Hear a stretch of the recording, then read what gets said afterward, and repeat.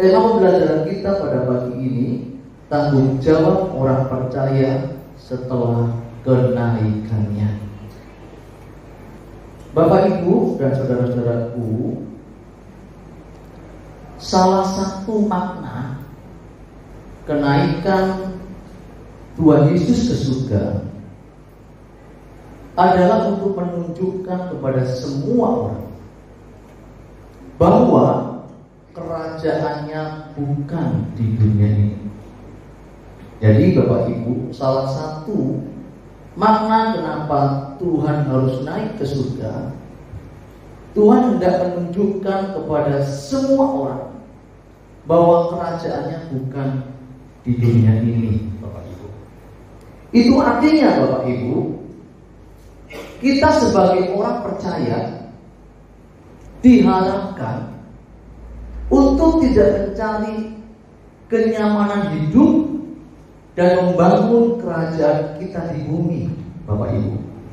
Ingat, dunia bukan rumah kita. Jangan membangun Firdaus di bumi.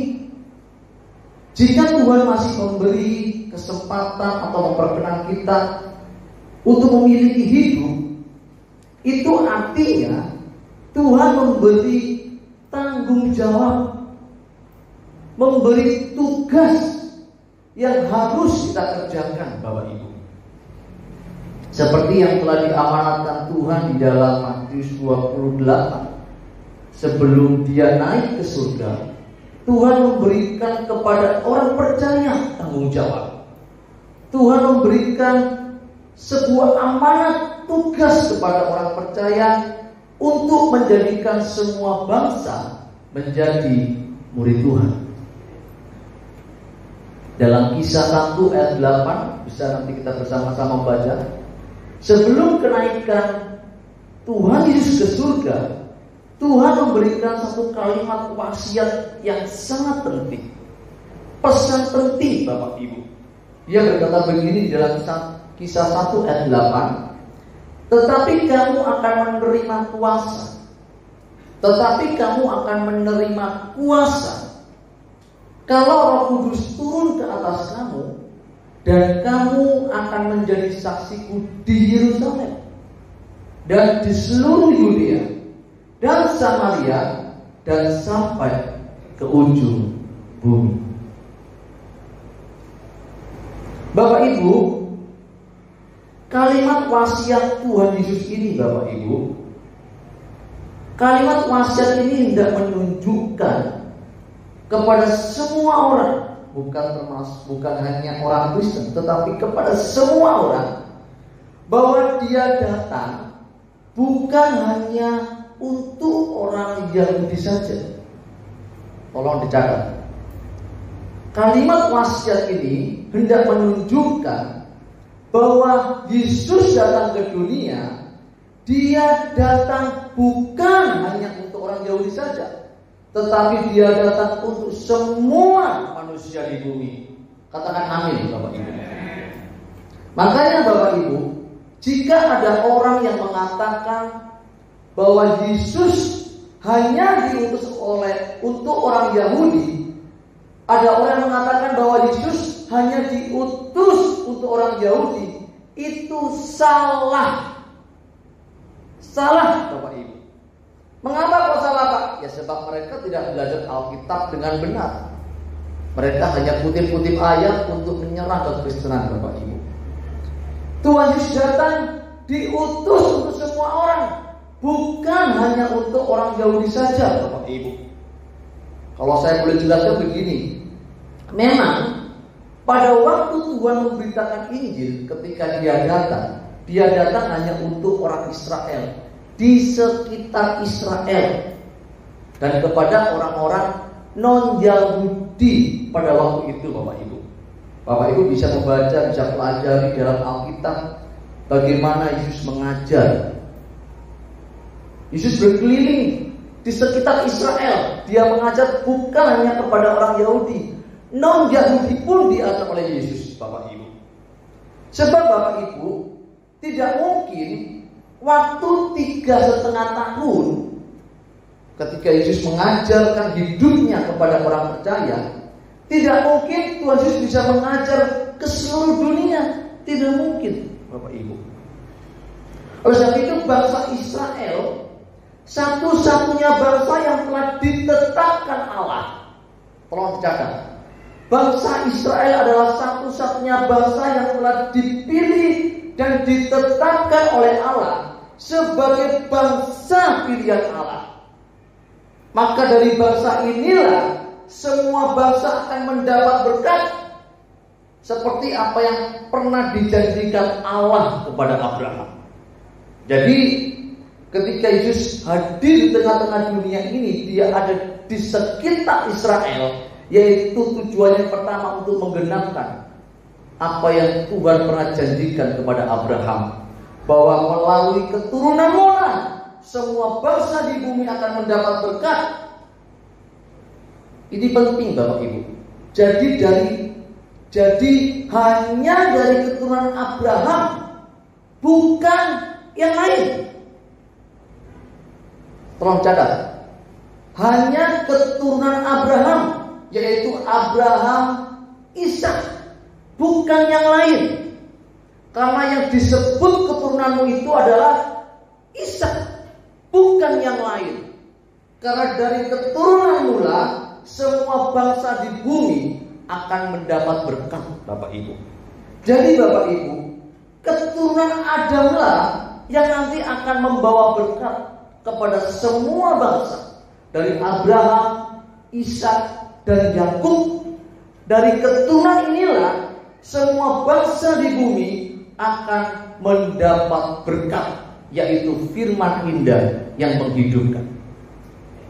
Jadi tidak mungkin keturunan dari Yesus itu dari Pepe Gombel, nggak mungkin. Nggak mungkin dari Nyiblorong, nggak mungkin. Yesus harus lahir dari keturunan Abraham.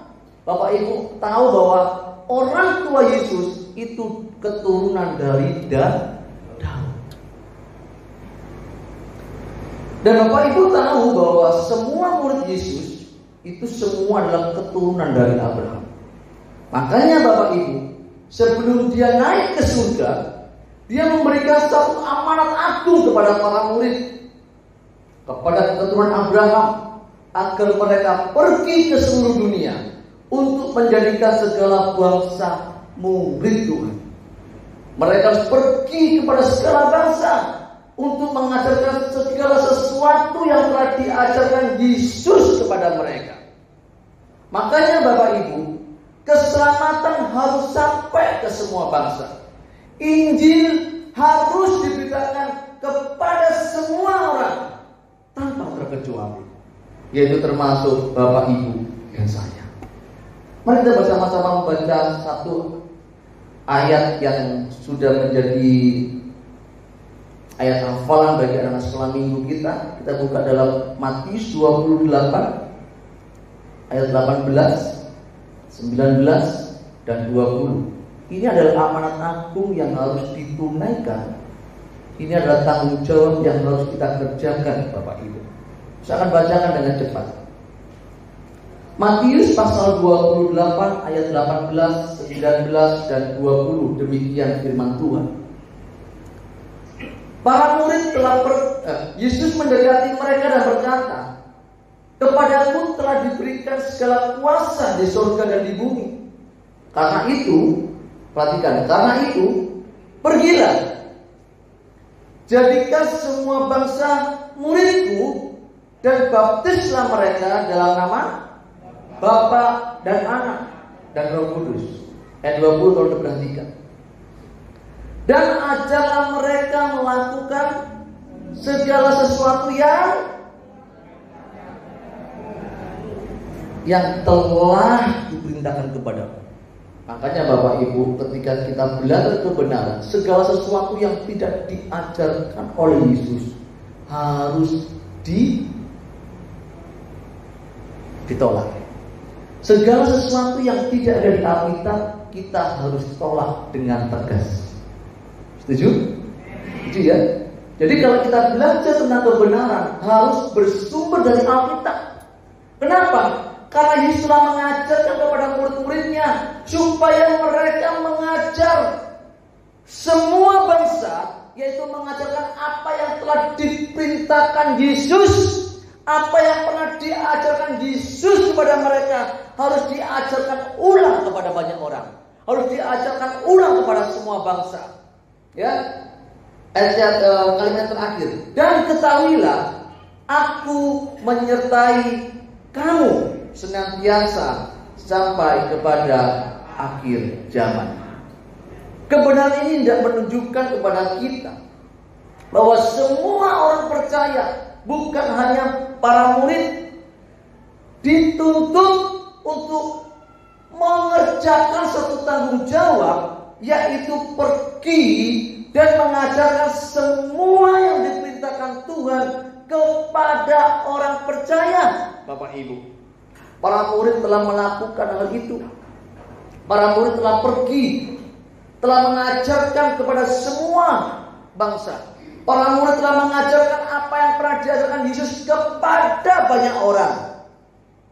Sehingga Bapak Ibu, lahirlah orang-orang percaya.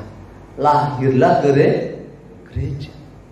Jadi andai kata para murid ketika Yesus naik ke surga, para muridnya itu membangkang, tidak pergi, kira-kira ada Bapak Ibu hari ini di sini? Tidak ada.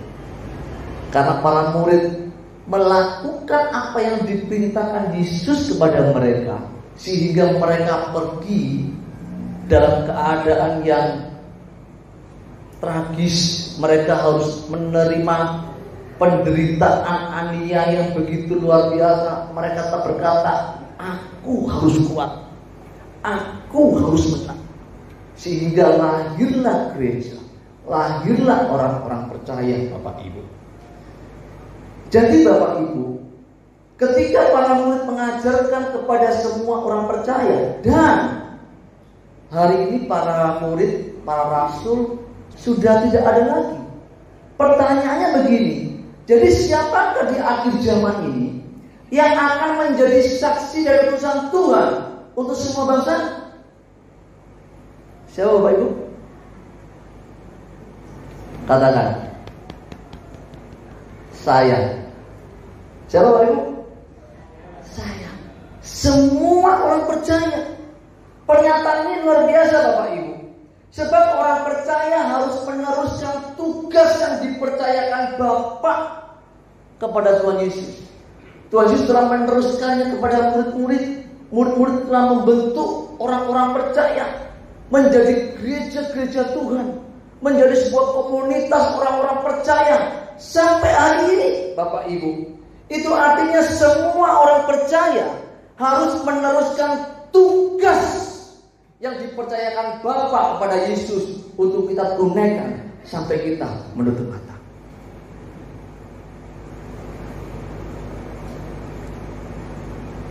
Kita baca dalam Yohanes 20 ayat 21.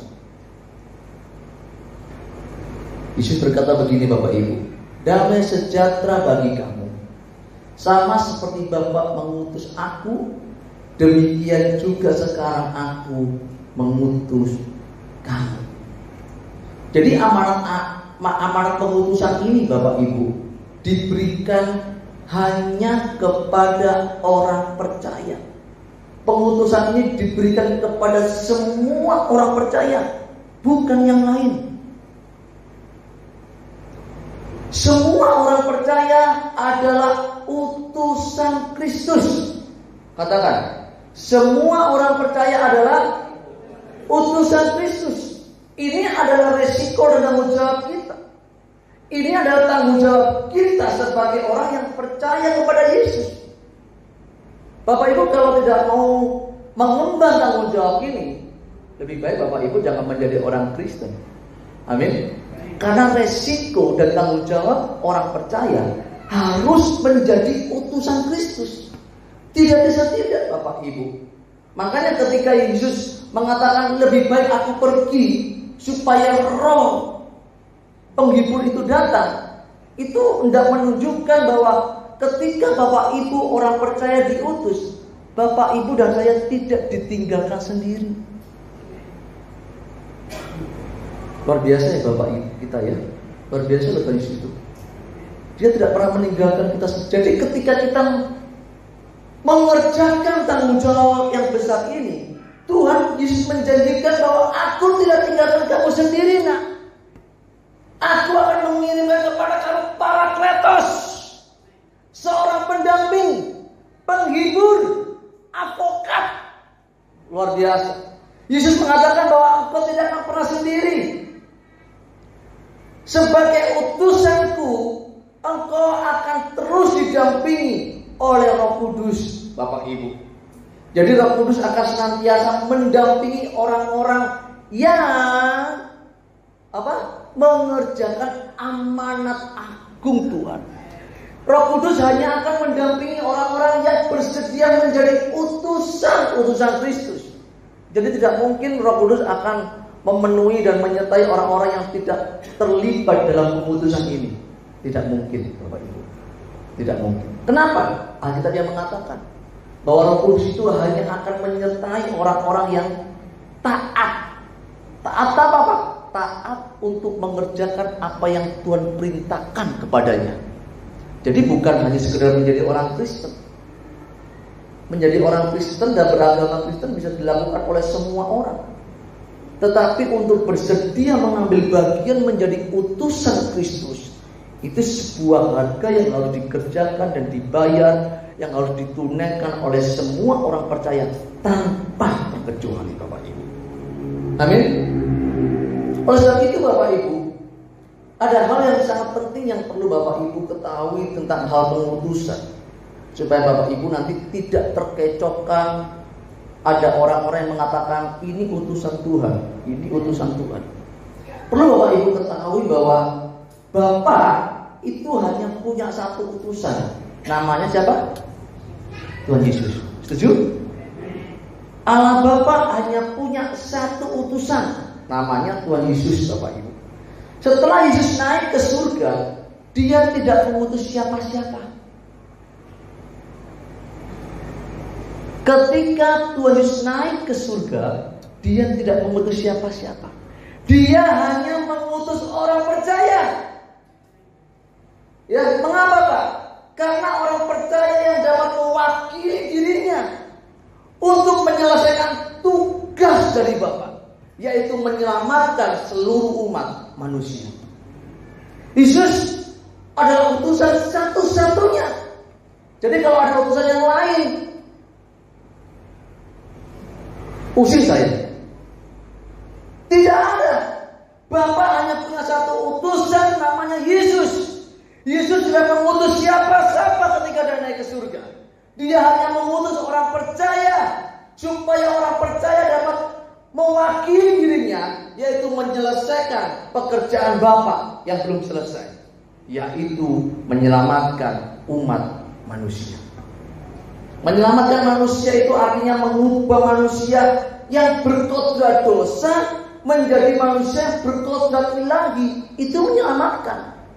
Bukan hanya berliturgi di dalam satu lingkup keagamaan. Itu belum menyelamatkan. Itu hanya berliturgi, Bapak Ibu. Makanya kekristenan itu beda. Kekristenan itu berbicara tentang bagaimana Tuhan mengubah manusia. Dari manusia yang memiliki kodrat dosa, diubah menjadi manusia yang berkodrat ilahi. Itu tugas Bapak Ibu dan saya. Yesus sudah pergi ke surga, dan orang percaya harus menyelamatkan seluruh manusia. Gereja dan orang percaya dipanggil untuk menjadi utusan Kristus, Bapak Ibu. Tidak bisa tidak. Jadi untuk mengubah manusia menjadi manusia ilahi, itu butuh kebenaran. Amin. Butuh orang yang benar yang ngajarin. Tidak mungkin orang yang hidup dalam dosa bisa membawa manusia kepada kebenaran. Tidak mungkin, Bapak Ibu. Ya. Orang percaya dipanggil Tuhan dan diutus Tuhan, supaya orang percaya dapat menyelamatkan sebanyak mungkin orang. Orang percaya menjadi sarana untuk mengubah orang lain, Bapak Ibu. Jadi Bapak Ibu, kalau saya boleh mengatakan begini, ketika Tuhan berkata, jadikan semua bangsa muridku, kalau saya boleh mengartikan begini, ubahlah orang lain seperti aku mengubah kamu. Jadikan semua bangsa muridku, itu artinya ubahlah orang lain seperti aku mengubah kamu. Jadi Bapak Ibu, supaya Bapak Ibu bisa mengubah orang lain, supaya Bapak Ibu bisa menjadi berkat bagi orang lain, Bapak Ibu harus berubah dulu. Amin. Jangan seperti gajah di belakoni, iso khotbah, iso ngomong, pinter ngomong, tapi urunge berantakan. Itu nanti jadi cemoohan. Setuju? Setuju. Makanya ketika Tuhan mengatakan jadikan semua bangsa muridku, itu artinya jadikan orang lain berubah seperti aku mengubah kamu. Jadi kalau Bapak Ibu belum berubah, Bapak Ibu jangan sampai Bapak Ibu mencoba-coba untuk sok menasihati orang. Nanti Bapak Ibu bisa menjadi cibiran. Makanya Bapak Ibu, ketika Bapak Ibu dipanggil menjadi orang percaya, maka tidak bisa tidak hidup Bapak Ibu dan saya harus dipaksa hidup benar. Pak, gak bisa hidup benar Pak, harus dipaksa. Makanya Tuhan mengatakan, hendaklah kamu sempurna seperti Bapakmu sempurna. Itu sebuah hukum mutlak yang tidak bisa ditawar. Pak, masih berdaging Pak, mana bisa sempurna? Ya karena kamu gak mau hidup sempurna. Kalau orang tidak mau berjuang hidup sempurna, sampai kapanpun tidak bisa sempurna. Contoh, orang kalau mau tidak mau pinter, dia tidak akan tekad untuk mau belajar. Setuju? Orang yang tidak bertekad untuk menjadi pinter, bisa pinter gak? Nggak bisa. Orang yang bertekad ingin jadi pinter, bisa pinter gak? Kemungkinan bisa, karena dia bertekad mau pinter. Setuju?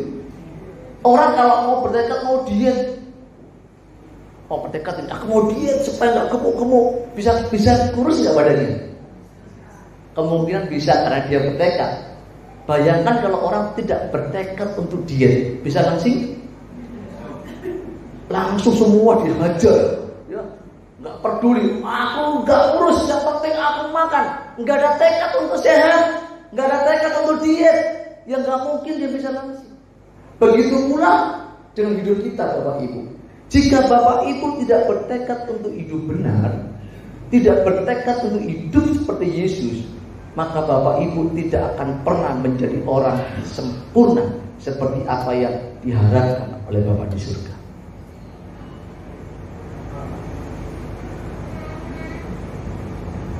Jadi Bapak Ibu, mandat atau perintah supaya para murid menjadi saksi dan duta-duta Kristus, para murid harus menerima proses pembentukan dulu. Para murid harus diajar dulu. Makanya 3,5 tahun Yesus mengajarkan hidupnya kepada para murid, supaya para murid menerima proses pembentukan, supaya para murid menerima pengajaran yang diajarkan oleh Yesus. Makanya ketika dia naik ke surga, dia berkata, ajarlah mereka seperti yang aku ajarkan kepadamu. Sehingga Bapak Ibu, para murid ketika menerima mandat ini, para murid menduplikat orang-orang percaya. Menduplikat itu menjadikan orang-orang sama seperti dirinya. Amin. Sehingga orang-orang murid menduplikat orang-orang percaya, Bapak Ibu. Sehingga orang-orang percaya yang menerima pengajaran para rasul, mereka semua menjadi orang percaya yang menerima mandat yang sama yang diperintahkan Yesus kepada murid. Para murid memerintahkan juga kepada semua orang percaya. Jadi tidak ada, oh kamu muridnya Tuhan langsung, aku kan muridmu. Tidak. Artinya mandat yang sama yang pernah diberikan Tuhan kepada mereka, itu juga menjadi tanggung jawab yang sama, menjadi mandat yang sama yang harus ditunaikan oleh semua orang percaya tanpa terkecuali. Itu artinya Bapak Ibu, tidak ada pembedaan antara imam dan awam. Tidak ada. Tidak ada pembedaan antara hamba Tuhan dan bukan hamba Tuhan. Tidak ada pembedaan. Semua kita yang ditebus oleh darah Yesus adalah hamba-hamba Tuhan. Yang setuju katakan amin. Semua kita adalah imam yang rajani, yang memiliki porsi tanggung jawab yang sama sebagai duta-duta kerajaan Allah. Jadi tidak ada pembeda. Kita semua sama. Oleh sebab itu sebagai orang percaya, kita harus menjadikan peristiwa kenaikan Yesus ke surga ini menjadi peristiwa yang sangat penting, Bapak Ibu. Kenapa, Pak? Karena ada tugas penerusan karya keselamatan. Kenapa, Bapak Ibu? Karena ada tugas apa? Karya keselamatan yang harus diemban, yang harus diteruskan, yang harus dikerjakan oleh siapa? Tadi saya bilang oleh siapa? Oleh semua orang percaya.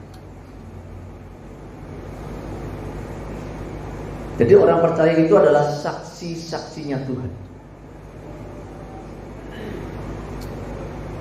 Saksi untuk apa, Pak?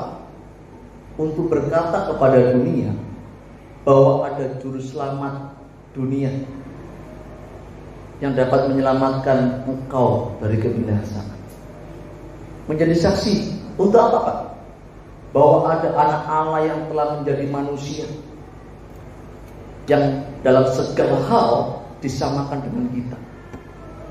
Ini kan menjadi pertentangan bagi orang-orang yang tidak terima Tuhan. Kok manusia disebut Tuhan? Bapak Ibu harus menjadi saksinya. Harus bisa menjelaskan kenapa Yesus harus mengosongkan diri dan menjadi manusia. Setuju? Kenapa? Karena kita adalah saksinya. Kita harus menjadi saksi bahwa Yesus mati di kayu salib menebus dosa dunia. Kenapa begitu, Pak? Karena kita adalah saksinya. Kedatangannya ke dalam dunia ini untuk menyelamatkan semua manusia. Andai kata Yesus tidak mati di kayu salib dan tidak dibangkitkan, maka tidak ada pengampunan dosa, Bapak Ibu. Bayangkan, andai kata Yesus tidak dibangkitkan, Tuhan dibangkitkan karena apa? Karena kesalahannya. Andai kata Yesus tidak dibangkitkan karena dia menang dari maut, maka semua akan langsung meluncur ke neraka tanpa dihakimi. Karena Yesus telah bangkit dari kematian dan dia telah pergi ke surga, dia telah menunjukkan bahwa dia adalah satu-satunya sang penyelamat dunia. Dan manusia yang percaya kepada dia dipanggil supaya menjadi duta-dutanya untuk mengubah manusia. Jadi manusia yang telah kehilangan kemuliaan Allah, kita sebagai orang-orang percaya yang sudah diubahkan harus membawa mereka menemukan kemuliaan Allah yang hilang itu, Bapak Ibu. Bagaimana caranya, Pak? Bapak Ibu mau tidak mau, saya tadi katakan, harus belajar mengerti kebenaran dan diubah. Bapak Ibu mau tidak mau dipaksa harus berubah. Orang Kristen gak cukup baik. Saya bilang kepada teman-teman saya yang ada dalam pemuritan, orang Kristen itu tidak diajarkan baik, lebih dari baik. Terus, Pak, apa yang diajarkan dalam kekristenan? Kekristenan itu mengajarkan kesempurnaan. Dengan tepuk tangan buat Allah lagi. Jadi kalau Bapak Ibu hanya berbuat baik, sebelah sana pun juga berbuat baik. Amin. Kalau Bapak Ibu hanya baik kepada orang yang baik, orang jahat pun bisa melakukan hal itu, Bapak Ibu. Jadi orang Kristen itu dituntut bukan hanya melakukan norma-norma yang baik, lebih dari itu. Setuju? Makanya kalau Bapak Ibu masuk gereja masih suka kentit, masih suka gak jujur, berubah belum dari tempat ini. Amin. Gimana tidak? Yang baik aja kamu gak lakukan kok. Mau jadi seperti Yesus, mau menjadi utusan Allah, ya gak mungkin. Di pekerjaan masih gak jujur, masih curi-curi waktu. masih ambil punya perusahaan yang bukan haknya. Hal sekecil itu aja kamu sudah nggak bisa lakukan untuk berbuat baik dan jujur. Bagaimana kamu bisa menjadi duta Kristus? Paham? Ngomong sama istrinya, ngomong sama anaknya, ngomong sama suaminya, tidak pernah baik. Bagaimana kamu bisa menceritakan kebaikan Tuhan kepada orang? Setuju Bapak Ibu? Jadi tolong diperbaiki dulu, berbuat baik dulu. Tetapi Bapak Ibu standarnya bukan hanya baik, harus sempurna. Pak susah Pak, dipaksa. Saya bukan mengatakan susah, saya mengatakan ini tuh susah.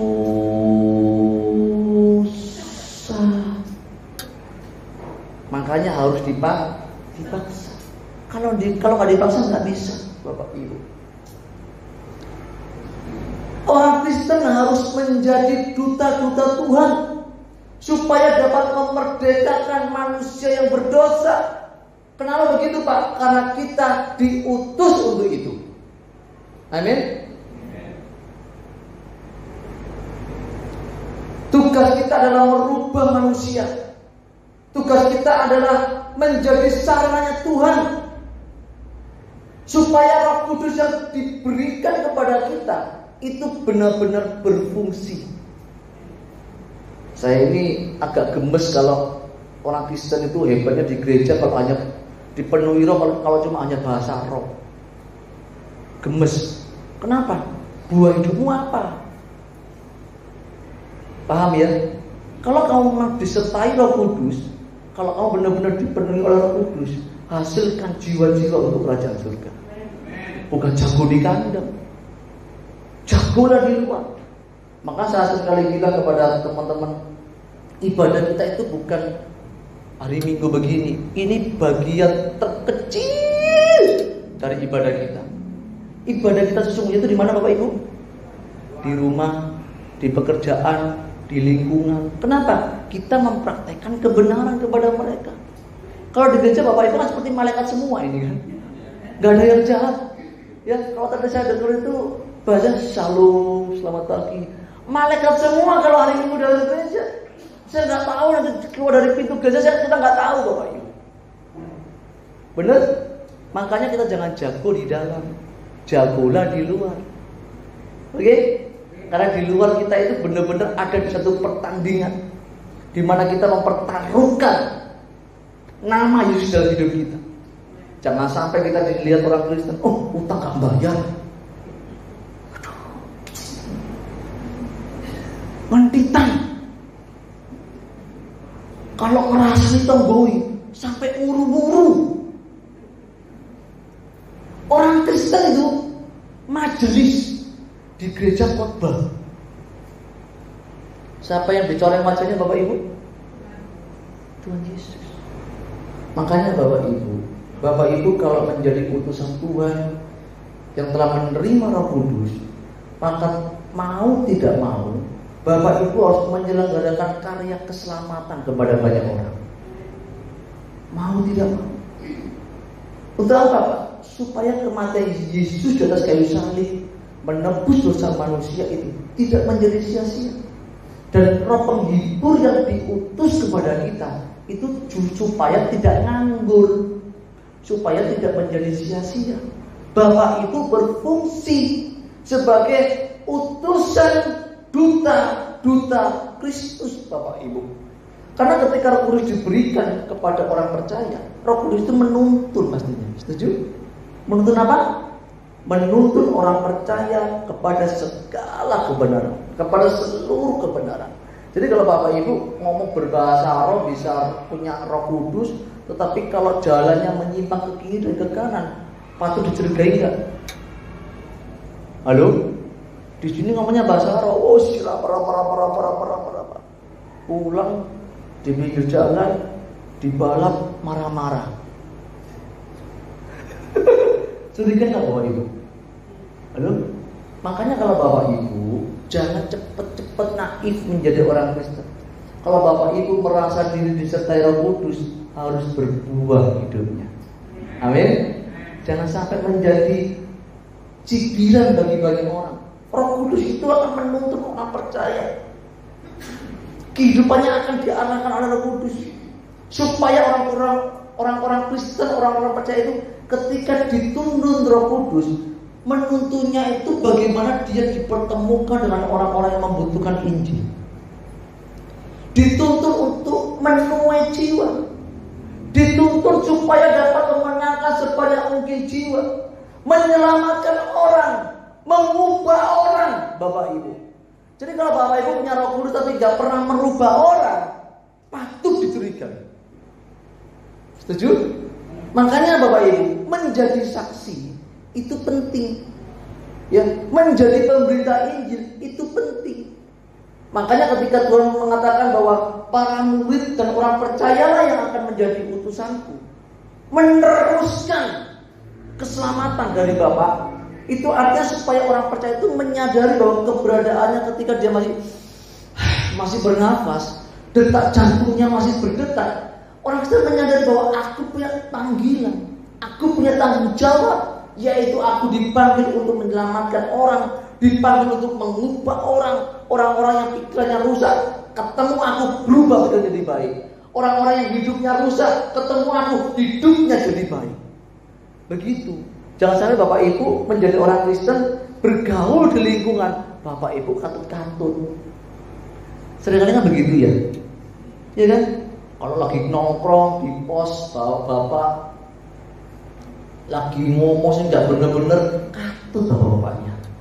Ibu-ibunya lagi nongkrong di warung, di warung, nongkrong di kampung, wah lagi ngerumpi, nyeletuk nyebut namanya ini, melok-melok rasanya, katut Bapak Ibu. Itu artinya Bapak Ibu belum menjadi duta Kristus. Setuju? Setuju? Makanya Bapak Ibu, Injil itu harus diberitakan. Kita harus menjadi saksi. Kita harus menjadi duta Tuhan, Bapak Ibu, supaya keberadaan kita menjadi orang yang dapat mengabarkan Injil kerajaan, yang dapat mengubah mindset banyak orang. Setuju? Bapak Ibu kalau ada di tengah-tengah komunitas, tapi jika komunitas itu tidak berubah, berarti ada yang salah kepada Bapak Ibu. Makanya dikatakan Bapak Ibu itu sebagai garam dan terang. Untuk apa? Untuk mewarnai. Gereja yang benar itu gereja yang mengutus. Setuju? Kalau garam ketemu garam, ketemunya apa Bapak Ibu? Garam ketemu garam, darati. Kalau garam ketemu garam terus gak berguna. Makanya Alkitab mengatakan dengan jelas, gereja itu harus mengutus. Gereja harus menjadi saksi. Semua jemaat di sini harus diutus menjadi utusan-utusan Kristus, supaya kursi-kursi yang kosong ini, Bapak Ibu sebulan bapak satu orang lah. Kalau bisa sebelah dibeli, dijebol. Amin. Kalau bisa setiap gereja Bapak Ibu bisa menangkan Tuhan. Itu namanya berguna, Bapak Ibu. Makanya Bapak Ibu, menjadi orang Kristen itu Bapak Ibu harus berbangga diri. Karena Bapak Ibu belajar dari orang yang tepat. Bapak Ibu belajar dari manusia yang tepat. Namanya siapa Bapak Ibu? Tuhan Yesus. Saya berkali-kali bilang, saya ini kan belajar banyak agama Bapak Ibu. Saya ini belum pernah menemukan ada tokoh dunia seperti Yesus, belum pernah ada. Saya mengatakan jangan sampai engkau menyamakan Yesusku dengan yang lain. Yesus tidak pernah mengutus yang lain. Yesus hanya mengutus orang percaya dan gerejanya untuk menjadi saksinya. Yesus hanya mengutus kita, Bapak Ibu. Makanya Bapak Ibu sebagai orang Kristen yang mengenal Dia, maka mau tidak mau Bapak Ibu harus mengenakan hidupnya. Hukumnya wajib. Bisa tolong dibukakan di dalam 1 Yohanes 2 ayat yang ke-6. Kita baca bersama-sama ayat yang berdiri. Ini penting sekali. 1 Yohanes 2 ayat yang ke-6.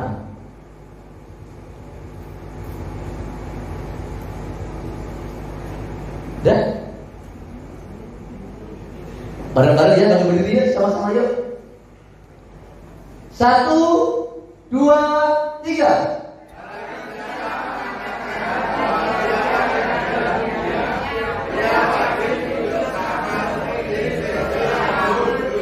Katakan amin.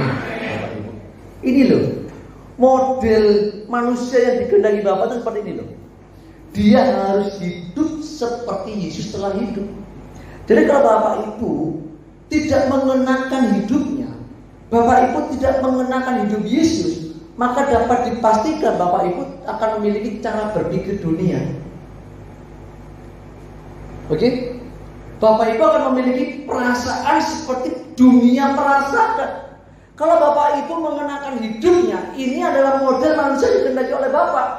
Segala sesuatu yang kita pikirkan, yang kita rasakan, itu sesuai dengan kehendak Bapak. Dan mau tidak mau Bapak Ibu harus mengenakannya. Makanya Yesus mengatakan bahwa ketika dia ada di tengah-tengah dunia ini, dia mengenakan pikiran Bapak. Dia mengenakan perasaan Bapak. Sehingga ketika Tuhan tanya, kamu sebetulnya untuk apa sih di dunia ini? Dia bilang begini sama orang Samaria, makananku itu hanya melakukan kehendak Bapa dan menyelesaikan pekerjaannya. Dan apa yang aku lakukan hari ini harus dilakukan oleh semua orang percaya. Karena aku pergi menyediakan tempat bagimu, supaya orang-orang percaya yang hari ini aku tinggalkan, yang disertai oleh Roh Kudus, hari ini mempersiapkan diri, mengumpulkan sebanyak mungkin jiwa, supaya kelak ketika aku datang, aku mendapati jiwa-jiwa yang diselamatkan, yang dihasilkan oleh orang-orang percaya. Tuhan mau datang Bapak Ibu. Tuhan mau datang. Jadi Bapak Ibu mau tidak mau harus menghasilkan buah, harus menghasilkan anak. Setuju? Menghasilkan apa Bapak Ibu? Anak. Kalau Bapak Ibu tidak menghasilkan buah, ngeri Bapak Ibu. Saya ini belajar sejarah gereja itu kan ngeri ya. Kalau sampai gereja itu hanya berliturgi, orang Kristen itu tidak berubah, maka kita akan melihat sejarah gereja yang pernah terjadi di abad ke-10, 11 sampai abad ke-15 ya. Gereja mengalami kemerosotan yang luar biasa. Gereja harus, hari ini Bapak Ibu kalau melihat sejarah gereja mengalami keruntuhan pada waktu itu. Setuju? Kenapa begitu Bapak Ibu? Kenapa? Karena orang Kristen hanya berliturgi. Orang Kristen tidak sibuk cari jiwa. Orang Kristen tidak sibuk untuk berbenah menjadi baik. Orang Kristen tidak berjuang untuk hidup seperti Yesus. Maka yang diperdebatkan, yang dipersoalkan itu hanya doktrin, hanya liturgi. Sehingga mau tidak mau Bapak Ibu bisa melihat sejarah gereja tukaran dewi-dewi. Ya kan? Hari ini terbukti enggak?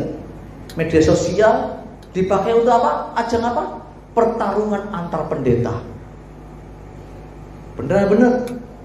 Sementara Bapak Ibu, gereja hari ini saya melihat, karena saya berkeliling di banyak gereja, saya melihat gereja hampir dipenuhi oleh orang-orang tua.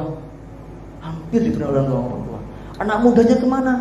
Kebanyakan mereka 80% bilang begini, iya Pak, sudah pindah agama. 80% Bapak Ibu. Jadi yang masuk gereja itu orang-orang tua. Anak-anaknya kemana? Cucu-cucunya kemana? Ya pindah agama. Ya kawin sama orang Islam Pak. Makanya hari ini saya melihat Bapak Ibu, saya pernah ngomong sama Ibu Gembala, hari ini gereja anak mudanya sekarang hampir habis. Setuju ya? Setuju ya?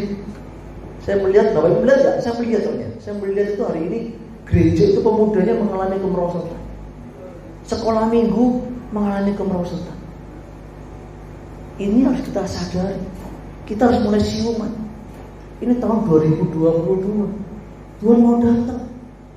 Saya harus bangkit supaya gereja Tuhan harus bangkit. Bapak Ibu harus dipanggil untuk menyelamatkan sebanyak mungkin jiwa. Generasi-generasi muda sebagai pondasi gereja harus dibangun. Amin. Anak-anak sekolah minggu sebagai penerus gereja harus dibangun. Di seberang sana Bapak Ibu, mereka tuh pemuda-pemudinya, anak-anaknya itu setiap jam 4 sore diajari alikata. Ya kan? Betul. Orang sini ngapain? Anaknya ngapain anaknya? Main gadget. Main. Betul nggak? Orang tua membiarkan. Coba. Ini wajah yang perlu untuk diratapi, Bapak Ibu. Bapak Ibu harus menjadi orang Kristen yang harus siuman, supaya ketika Tuhan datang nanti kedua kali kita sudah membawa banyak jiwa dan gereja Tuhan dipulihkan.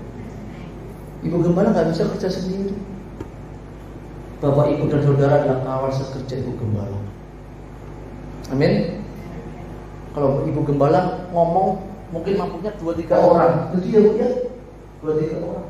Tapi kalau 1, 2, 3, 600, 700, 800, 900, 1 juta ini, Bapak Ibu bisa bawa 1 orang aja setiap bulan, setiap 2 bulan, maka pekerjaan Tuhan dinyatakan di tempat. Mau ya berjuang ya menjadi utusan Tuhan ya. Jadi menjadi saksi dan pemberita itu tidak cukup ngomong. Tadi saya bilang tidak cukup ngomong. Kalau ngomong itu orang semua bisa. Banyak orang pintar ngomong itu banyak Bapak Ibu.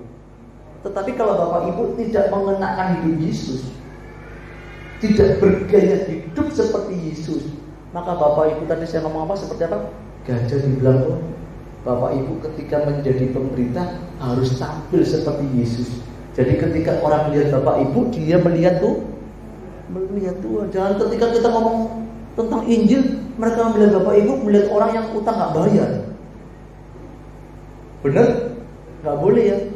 Kita ngomong Injil, wes semangat sekali. Orang melihat Bapak Ibu, alah, ini orang suka ngalasan tanggoi. Percaya nggak tetangganya? Percaya nggak? Nggak percaya.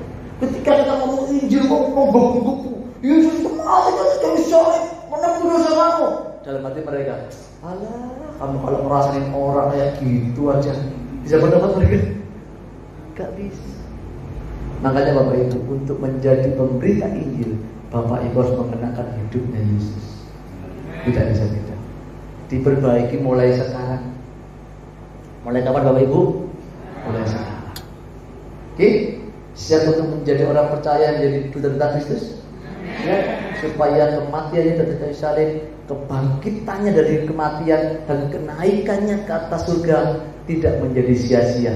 Dia berjanji akan datang kembali dan dia akan menjemput dia hanya akan menjemput orang-orang yang setia dan yang taat kepadanya.